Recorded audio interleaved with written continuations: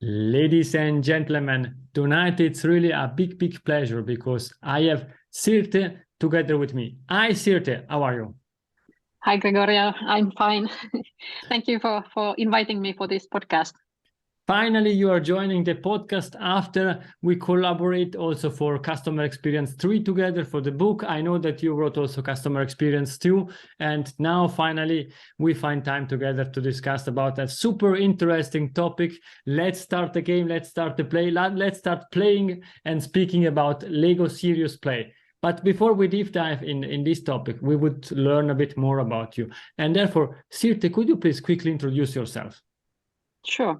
So my name is Sirte Pihlaja, for those who want to know how to pronounce it. I'm the CEO and founder of Sirte, that is the first customer experience agency in Finland. And my background is actually in journalism. I've been working for the Finnish broadcasting company, for the BBC, for Radio France Internationale.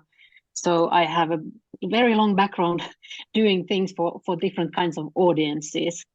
And over 25 years now been advising international companies and organizations into creating, better customer experiences for them in quite a wide range of industries. And what I do is basically anything and everything between CX related strategy work and design, CX design, EX design, voice of customer programs, customer performance, customer dialogue related projects, and we also do customer intelligence, so big data, and nowadays we're hopefully doing more of these machine customer AI related stuff as well, and certainly also the employee experience, because we see that as a very important part of the whole people experiences thing. Other than that, I'm a global CX ambassador. Like you said, we have been writing books together. Two of the books that I've written are global bestsellers, CX2 and CX3. And I've also written a third book in Finnish about customer experiences. And I'm a keynote speaker in various international CX awards ceremonies. I've been a judge and the panel or the judge panel leader. And also a very keen proponent of the CXPA, of the global CXPA. So I was one of the founding members of the association, and I've been helping out as one of the international advisory board members when that was still existing. And I've been running the CXPA in Finland, the local network, since 2013, so quite for 10 years already right now. And also within the CXPA, I have been helping out other parts of the world. So CXPA in Asia, when they were starting some of the local networks, I was trying to support them. And now here that I live here now in Barbados, I'm helping out to found the CXPA in the Caribbean. Oh, that's super interesting. And I think what you're saying, it's extremely interesting, because that's also my feeling. Everywhere there is something international related to CX going on, you are in the background helping, supporting, connecting people. And therefore, I know that, and we know, and we really appreciate what you're doing. Thank you. It's a big passion for me. And when I see that, again, here in the Caribbean, the situation is pretty much the same as it was back in the day in Finland when we were just starting the activities there. It was first to introduce really CX to everybody and anybody in the region, and then starting to create these events and webinars and all of that. We did actually do two global CX days back in 2020 and 21. That was great fun. We got all the biggest CX stars to join us as speakers, and we had people coming from all over, from Latin America to the Asia and the Nordics, all the way to South Africa. So I love bringing people together, and especially when it's all about CX, which is my great passion. And you're already sharing the answer to the next question, but I will formulate it anyhow, because that's something that I think we preach always about values and the importance of the purpose, and you are already sharing that. But I ask the question is, which values drives you in life? Well, I would say for on the personal side of my life, it's really friends and family. I think that all my passion for CX starts there. I've always wanted to, make things better for everybody that I know. So it's been a long time endeavor. And I think that ultimately, all we do is really something that we do to create a better future for our children. So trying to then do that in my professional life. And on that side, I would say that, well, you've probably heard me say several times already how Finland has been selected as the happiest country on earth. And now it's the 6th consecutive year that has happened on the United Nations World Happiness Index. So we are, of course, very proud about that and happy about that. But really, happiness is something that I do consider a very important value, as I want to make people happy. That's my whole purpose in life, and so that's also therefore the purpose of Sirte as a company.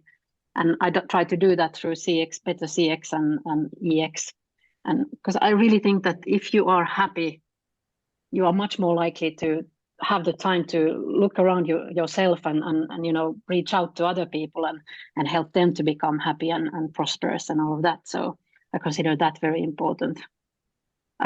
Another thing, Finns are, I think, famous for being quite reliable and trustworthy people. So I do think also that well, you don't here in Finland, people don't leave your friends behind, and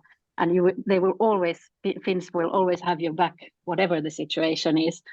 So trust is really another thing that is important to me. And of course, being on the expert side of things, I don't want to call myself a consultant because it has certain connotations that I don't like so much. I much rather be a personal trainer kind of expert on like your goalkeeper podcast. This is a really fine place to say that, but I really think that trust is something that you have to gain, and that is something that one needs to have on the client side as well, because I couldn't be working with some of our clients that have hundreds and millions of customers on their companies. So if I didn't do that.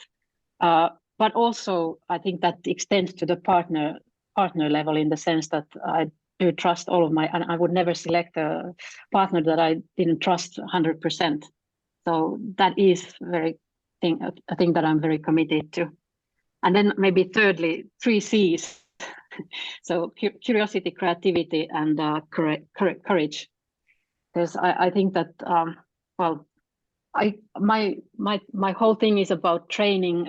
It's about talking to leadership teams to make them understand that they have to be more courageous and more creative in their work, so that they would be able to make changes, transformations, and behave differently themselves, because it all starts from the top. If people see, on the grassroots level that, hey, they are talking about CX and EX and how important this is, but nothing really shows, then they are not taking the bold step to change things for real. And I think you need to be also courageous to be creative, which I'm so sure we'll be talking a little bit later. But in CX and in business life in general, I think that you need to think differently than others to really differentiate yourself. So you have to think a little bit out of the box as well. Thank you very much. And I think now the team is complete. We have the trainer and the goalkeeper, and therefore we can start the game, and we can start speaking about Lego serious play. I have also a small child, is 6 years old. He really like and enjoying playing that, but it's not what we are going to discuss today. We are going about adults playing with Legos and creating things that means also something. And I would like to really understand this process. I know a lot of companies are already using it, but some companies don't know it, don't use it, and therefore it's, I think, really interesting to deep dive in these methods. Could you please share what is Lego Serious Play?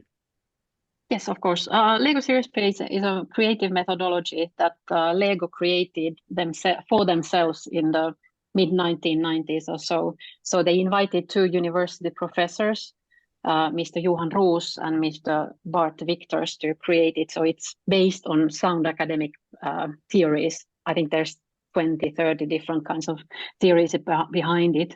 But the most important of them is flow, because you kind of have to get into that state of flow to be able to be more creative. And when you do, you really launch yourself into it totally.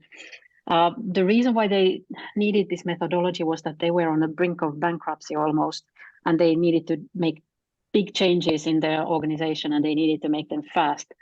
And I'm not saying that it was the only thing that turned the company around, but it was one great tool in making those changes happen. And we all know how Lego is doing nowadays. So I guess there has been some useful use of it for them. Lego Serious Play, to really quickly explain it, is about creating utilizing specialized Lego bricks, different kinds of models that are your answers to the challenges that the facilitator puts forth for you. And I always start my workshop saying that I'm going to be teaching you a totally new language today, because that is in fact what it's all about, because you're talking through your hands, and like it's a totally different way of expressing yourself. And also it is a way of making things become concrete. Your thoughts become concrete in a very, very, very concrete fashion.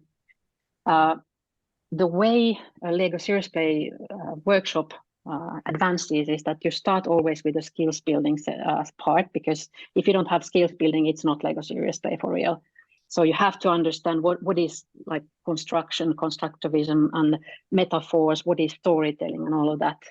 Once people are done these like short exercises to understand all of the play that is in play, we put the challenges in front of them, and they start building their answers to them. And the idea is that everybody, once they have built their models, they explain them to everybody else around the table, and then everybody else is to listen very carefully and not, they can ask questions about the models, but they are not to make any judgmental comments or anything like that. That's one of the main key principles of Lego Serious Play, that we are trying to create this safe environment for everybody to express themselves and their opinions. So it is one of the main key things really in Lego Serious Play. Then when everybody has explained, the next round is most often about creating a shared model where everybody's points of view are put into this bigger model together based on those smaller models. And then yet another round would be to create agents around those that model, that what are the different things that, I'm really focusing on the word agent doesn't mean here a person. It might be a law, it could be a cultural thing, it could be resources, budgeting, all of these things. So agents that affects the whole model. And then we do connections between the different parts of the Lego shared model. And then the idea is that there's a lot of reflection going on the whole time. So we try to then create these simple guiding principles based on that. And that basically is what is one of the key deliverables in Lego Serious Play workshops.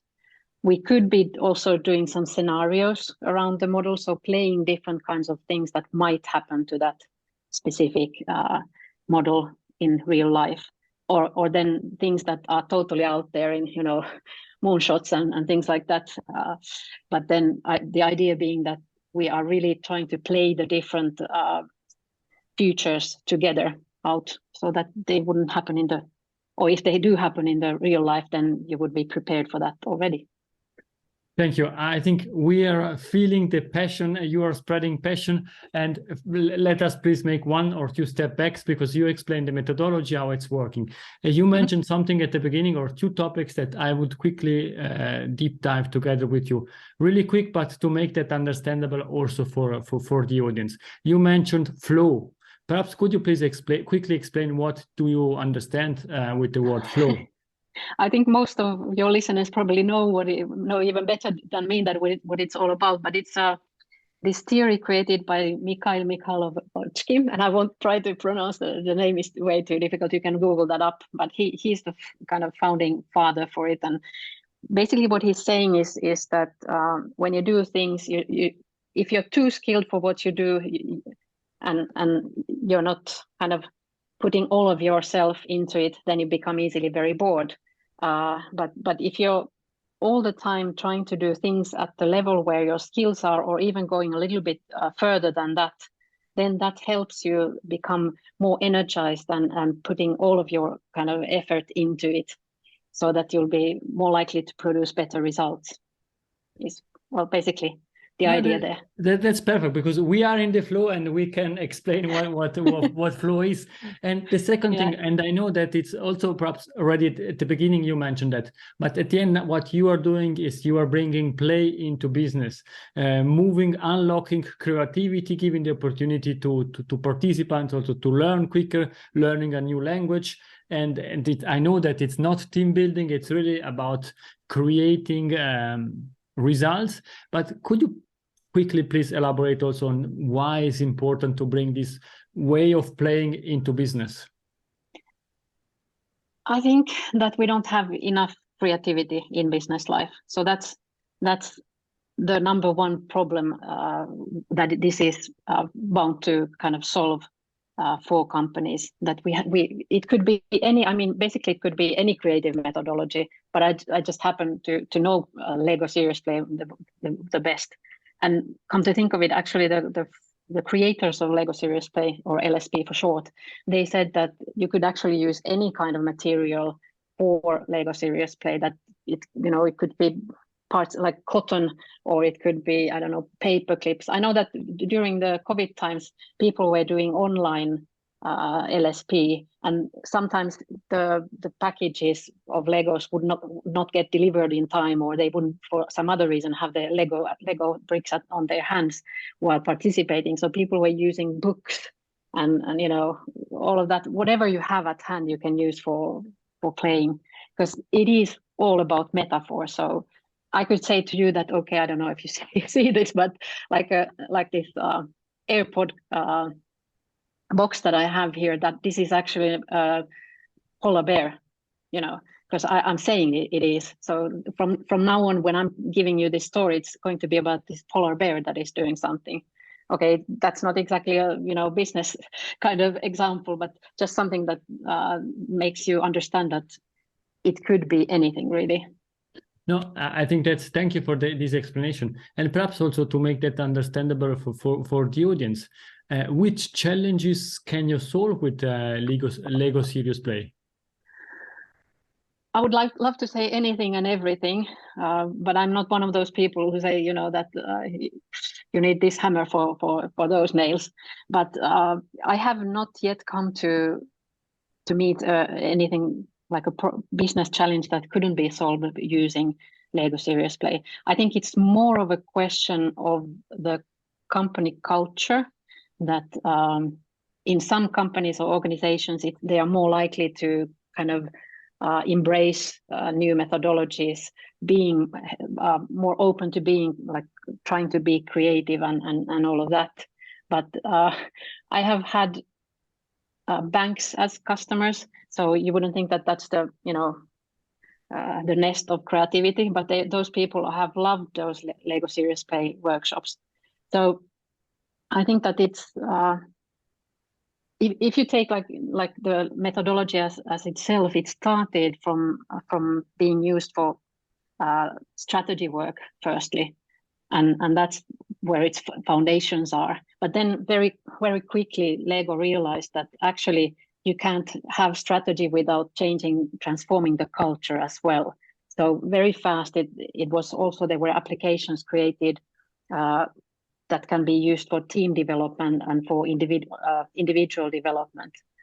And then also another thing that they realized was that there are these big changes that are going on, mergers, acquisitions, for fusions of organizations, other reasons why, there are big changes and maybe controversial changes happening in, take the pandemic in organizations. So therefore they created another application called the Beast. It has a funny name, but basically that is what it's meaning, that we are going to now take this beast and get, solve this problem together. So those are like the generic ones. There's a lot of HR related things that can be done with it. Really driving transformational changes is what it's best suited for. And what we do with our clients is basically those undertones, but then we have created our own application called the CX Play, which is then addressing all the customer experience and employee experience related needs. So it could be, persona creation, it could be customer journey mapping or management, it could be CX strategy work, CX design. We have been doing prototyping with some companies. It's a very good tool for prototyping, as you can imagine, using those creations. Also, I know that it is really helpful for scenario work. So that is something that I would consider or recommend doing with, because it's one of the foundations really of Lego Serious Play is scenario work.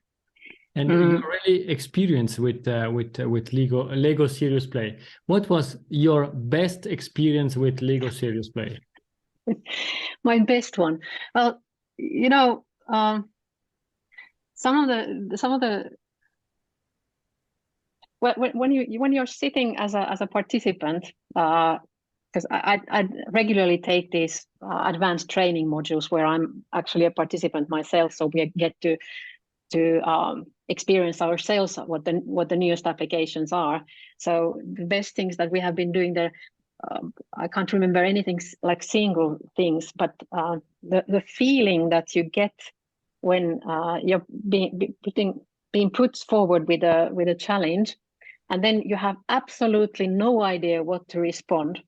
And maybe the second rule of Lego Serious Play is don't think, just build. So you just get yourself a bunch of Lego bricks and you start fiddling with your fingers, and then you realize that this is actually talking through your hands, because when you look down on the table, you realize that, hey, there's a model. I don't know where it came from, but this is like this is my response to this thing, and I know what I'm talking about, and this is exactly what my response is for this challenge. When you get that, it's maybe a question of flow, coming back to that thing, because when you see people that they're running around getting more bricks and you're like, oh my God, I don't know what to respond, then you just, launch yourself into it and you come up with a response, even not knowing yourself what you have been doing. So on the participant side, I would say that it's a kind of, that would be my best answer. As a facilitator, I love when I see the fun that people are having and how engaged they become, and they get all over the place with their joy and get these ideas. And it's not one time only. It's been several times that I've been getting people after the workshop tell me that they've never given so much out of them, and they really got into that state of flow. So that is really what was happening there. So yeah.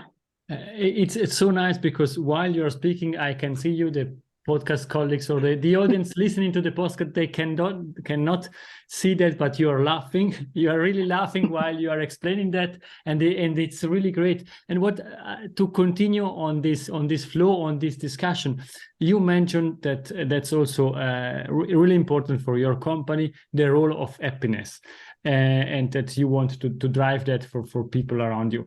What's the role of happiness in businesses? Well, first of all, I think on the employee side, it's so important that people are happy. Like I said earlier on, that they are much more willing to think about their customers than if they don't have a grudge against their boss or somebody that is their colleague. It really helps teams perform better, because they open up new avenues of communication, and it can help people to talk about things that maybe would be more difficult to talk about, if you didn't have the Lego model in front of you. In a way, it's a catalyst for change that helps driving these discussions, I would say. People get, less stressed out when they can really express themselves. They get to launch into these creative sessions, that it's a different way of working, I would say. Of course, then it will, like I said, it's not a team building exercise, but it is bound to make your communication better and your collaboration better. So in a way, it is doing that the same thing as team building, like traditional team building exercises would do. But that, I think, is very important, and that will then in a long run then of course drive also the growth of the companies, because people are willing to put much more of them, and you get new ideas when you have new perspectives to things, and you get all those more maybe introverted people join you as well, when they know that or they have that feeling of safety, and they don't hinder themselves from joining the crowd and telling their opinions. Thank you. I would have 200,000 additional questions. I still have some for you, but we are running out of time. The first question, looking in the future, short term, I know that you are going to launch a maturity model, benchmarking, customer experience management shortly. As a matter of fact that you are on this podcast, I need to ask this question. Can you highlight what's your purpose, what you're going to do? Sure, of course. So the same benchmark, customer experience management benchmark, is something that we have been doing since the beginning of CXPA, the launch of CXPA in Finland. So 2013, this being the almost like 10th year we're running it. We did it firstly in Finland to understand what the state of customer experience was in Finland. And it really works as a tool for people who take it, like from organizations who take it every year. They say that it's a checklist for them, that, okay, have we been doing better in this part and this area? And they sort of use it as their own tool to reflect on what they have been doing during the year. So it works as a development tool for those who take it as well. And at the same time, we can benchmark now different even continents or countries between each other, because we are now, it has been an international one for now. And the idea there is that when a couple of years ago, I started to get these questions from the Finnish organizations that, hey, we would love to be able to also benchmark ourselves against the bigger world out there. So we decided to take it global, and that was why we are now running it international all over the world. And of course, it will, in some areas, like we're also going to launch it now in the Caribbean, so that they will be now getting the first steps and seeing that, okay, this is where we are now. And maybe in 5 years' time, they will see that what kind of improvements they have been able to do in between. So basically, it's a benchmark on 5 different competencies of customer experience management. And you get a Sirte index, which is telling you from 0 to 100% that how good are you doing, and there's 4 different levels of going to the visionary part of like executive ones, and people do say that they keep taking it because they really benefit from it. So I guess that's the main reason why we keep doing it and improving it. Looking forward to share that also to my audience. If you could share that, super happy to share that. And now we looked in the short term. Let's look in the long term. In 10 years from now, we are back on the CX Goalkeeper podcast, and we are discussing about what? Well, probably we are still going to be talking about creativity. I think that's not going to go anywhere from this world. And I think that I'm actually at the moment, I'm torn between these 2 worlds, because I'm so into artificial intelligence and machine learning and machine customers, that I'm following that day in, day out, and I've created my own Python programs for it, and learned the language programming and all of that, just to be able to do AI stuff. And I don't know if the customer experience professionals have entirely understood how big a change this is going to be for us, because there's not just ChatGPT or OpenAI, the API for the large language model.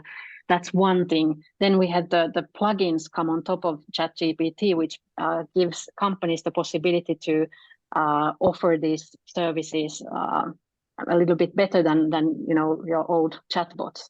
But what the change that has been happening like very, very close now is AutoGPT and Baby AGI and these new tools that are like 10 times, 100x of what ChatGPT can provide, because they are actually launching several autonomous agents that are able to then talk to each other and go do a search online for me when I want to go to US and get me the best tickets or best airlines, and then decide for me myself and what I would like based on the criteria that I give them, like the goals that I give them, and then just buy the tickets for me without me ever needing to do anything other than lift my finger, and now it's still in a phase where you need to have some programming skills to be able to create these autonomous agents. But we are like one step from having plugins on top of AutoGPT, and that will certainly change the things, because then people will be able to create for each other all these different kinds of autonomous agents. And that's when we have the machine customers come into the picture for real. And that is going to change so totally the customer experiences. And I certainly hope that customer experience professionals or practitioners are now looking into these things. I think what you're saying is extremely important, and yes, we need to take care also about this topic. We are coming to an end of this game, but I still have 3 questions in the extra time. Short question with short answers. Is there a book that you would like to suggest to the audience that helped you during your career or during your life? Well, of course, I would have to plug in here the CX2 and CX3 books. But not because of my own chapters, but because of all the knowledge that has been shared by the 20 plus other authors of those books. I think that they are really gold mines as such, and the chapters are so easy to read that I definitely recommend those. Other than that, probably been mentioned several times, but Ian Goldin's Customer What is one of my favorite books. And I also love everything that Sean Smith has created, because he's really the we wouldn't have customer experience management without him. So I think that clear. But now that you're mentioning him, I need to ask this question, because I was also attending his masterclass, and it's really clear which colors of each post-it we are allowed to use while we are doing journey mapping. And therefore, the question that I have to you is: you are also so picky when with the colors of the bricks that people are allowed to use during the Lego Serious Play. It's the same. Yeah, that's actually the short answer is no. But the thing is that people, they take whatever bricks they are using, and then one of the main, most important questions to ask your colleagues from their models is, why did you use that color? Does it have some significance? Because they might have forgotten to tell something that, okay, I used pink here because da da da da da, and yeah, so there is. But then other than that, it might be just aesthetics that people are using. But no, there is no rules about that, because that's totally up to you what you want to do with the Lego bricks. Thank you. I am quite sure that people would like to deep dive also in this topic. What's the best way to contact you? I'm you can very easily find me on LinkedIn. I'm the only Sirte in town, or globally, it looks like it. If you write Sirte, you will find me. Also, you can go on our website on shirute.fi/en if you want to understand anything. cxplay.fi is an English speaking site for anything and everything on Lego Serious Play. And if you're interested in joining the SEM benchmark, the easiest address to go to is shirute.fi/CEM, which then has more links towards the actual survey that you can take. And the audience will find all the links also in the show notes. Now we are coming to the last question. Is Sirte golden nuggets? It's something that we discussed or something new that you would leave to the audience? Sure. I'm going to tell you a story to back my golden nugget. George Land was a researcher in 1965 who created this test for the NASA back in the day, and his idea was to create a test that would distinguish between the people who applied for NASA to become their engineers and personnel, to find everybody who was on a creative genius level, because they needed to really find the cream of the crop. And he created this test, and he actually took 1,600 children aged 4 to 5 years old to take the test before, to make it a really scientifically proven that what his findings had been from that. And he realized that when they were only 5 years old, those little kids, 98% out of them were on the creative genius level. Then he took the same children when they were 10 years old, and there were only 30% who made this level. And guess what happened 5 years later? There were only 12% of them who managed to be creatives on this scale. And I think that's what he and his George Land and his colleagues what they came up with was that we are really drained from our creativity when we grow up from being children to adults. So there's something terribly wrong with our school system, that everybody loses their creativity when they come to the business world, when they would really need it. And he has actually taken this test to over 1 million adults after that, and regularly he gets only 2% of adults who get on this creative genius level. So that tells you a little bit that there might be something like a small bit of truth in this.